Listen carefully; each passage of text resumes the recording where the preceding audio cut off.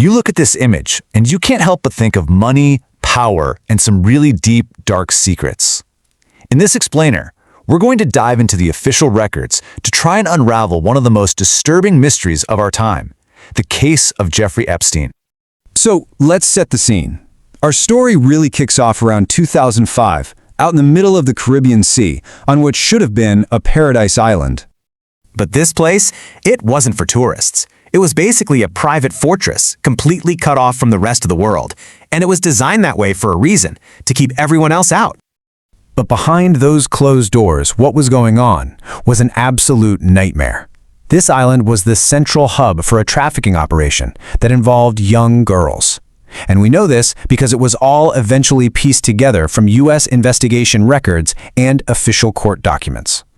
And at the very center of this whole web was this one man, Jeffrey Epstein. To the world, he was this billionaire financier, someone who was always surrounded by the rich and famous. But who he really was, behind that curtain, well, that remained a total mystery for years. To really get a handle on this, we have to go back to the beginning. I mean, how does someone from such a normal background climb to the very top of the global power structure? If you looked at his early life, you would never predict his future. Jeffrey Epstein was born in Brooklyn in 1953 to a perfectly normal middle-class family. His dad was a government employee, his mom a school assistant. There was no inherited fortune, no powerful family name to help him get ahead. Nothing. And this is where the story starts to get strange.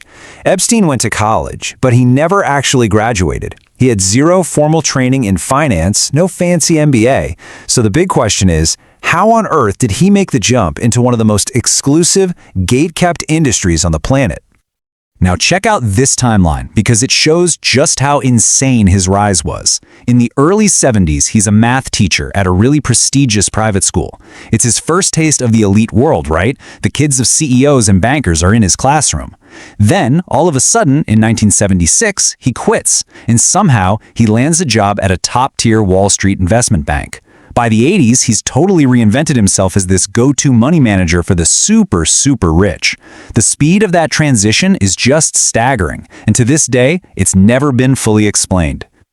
His career wasn't just fast, it was completely hidden. And that brings us to the next big mystery, the money. Where did all those hundreds of millions of dollars actually come from? And this right here really shows you what was so weird about it. Usually, with billionaires, you can follow the money. You can see their public companies, their stock portfolios. You understand their business models. But with Epstein, it was the total opposite. Everything was funneled through these private trusts and confusing shell companies, and his client list was a complete secret.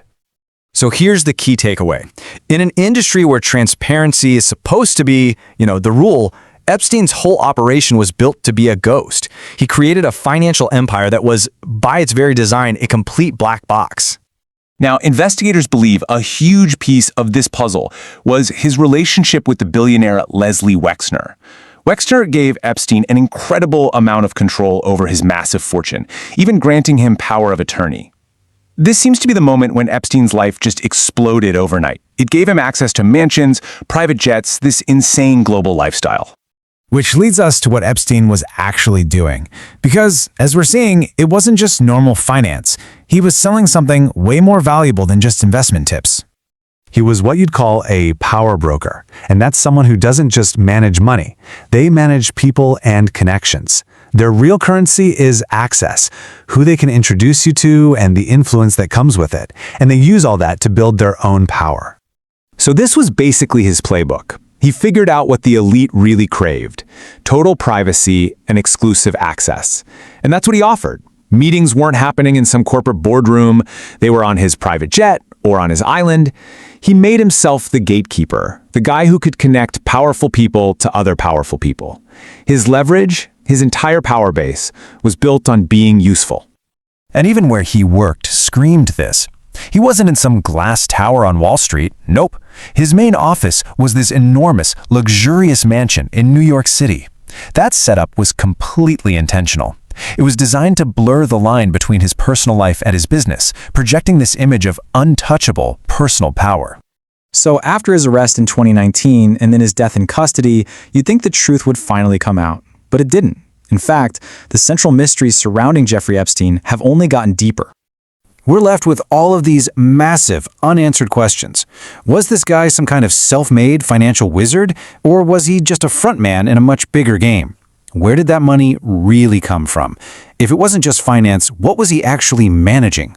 How did he build such a vast network of powerful people?